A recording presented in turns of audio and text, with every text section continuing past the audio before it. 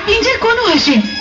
અરે દેવી, એ છોડી દો એ વાત, એ જાણવાની કોઈ જરૂર નથી. પણ પ્રભુ, મારી વિનંતી છે કે તમે આ હાડ પિંજરને સજીવન કરો. એના બૈરી છોકરા ઘરે એની વાટ જોતા હશે પ્રભુ.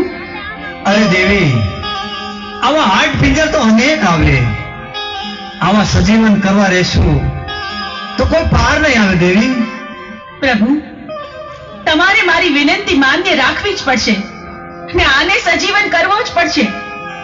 જો તમે આને સજીવન નહીં કરો તો પીળી પાખની ભમરી બનીને જટામાં ઘૂસી જઈશ. આ મારી હઠ છે પ્રભુ. દેવી હઠ લીધી છે, સ્ત્રી હઠ, બાળક હઠ. હઠ લે એટલે એને સજીવન કરવું પડશે. ભસ્મ કણકણ અમીના કૂપ લઈ સજીવન કરવું.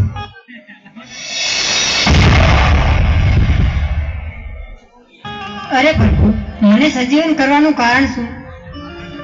અરે સજીવન કરવાનું કારણ એટલું કે દેવીએ હઠ લીધી છે. તારે હવે પોઠિયો ચારવા જવાનું. અરે પ્રભુ, મારું નામ શું? તારું નામ આલુડો. બહુ સારું પ્રભુ. પોઠિયો લઈને તારે 3 દિશામાં જવાનું. ઉગમણી દિશામાં પણ નહીં ચારવા જવાનું.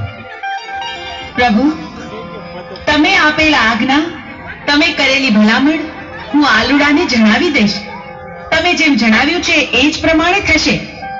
આલુડો ક્યારેય પણ દક્ષિણ દિશામાં પોઠિયો ચરાવવા નહીં જાય. હા દેવી, અત્યારે હું હિમાલય પર્વત ઉપર તપ ઉપર જઉં છું. ભસ્મ કણકણ અમીના કૂપ આ દેવી હું તમને સોંપીને જાઉં છું. મારી રજા સિવાય આ ભૂલે ચૂકે કોઈને આપી ન દેતા દેવી. ભલે મહાદેવ, જેવી તમારી આજ્ઞા. સાંભળ આલુડા, મહાદેવ પ્રભુની આજ્ઞાથી હું તને ભલામણ કરું છું કે ચારેય દિશામાંથી ક્યારેય તારે દક્ષિણ દિશામાં પોઠિયો ચારવા જવાનું નથી. બહુ સારું માતાજી. મારી આ આજ્ઞાનું તું હંમેશા ધ્યાન રાખજે. બહુ સારું માતાજી, જરૂર હું નહીં જઉં એની પાસે. અરે આલુડા, આવી ગયો તું? લે, વાડું કરીને પછી સૂઈ જા. બહુ સારું માતાજી.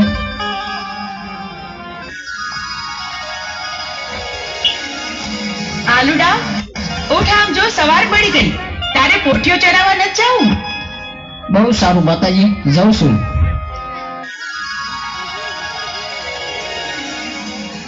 આજ ભલે મને માતાજીએ ના પાડી હોય તો મારે દક્ષિણ દિશામાં જ જવું છે. આજના આ સુંદર વાતાવરણમાં મને મન થાય છે જીલણિયા તળાવે સ્નાન કરવા માટે જાઉં. પણ જાતા પહેલા મારી 5 બહેનોને બોલાવતી જાઉં.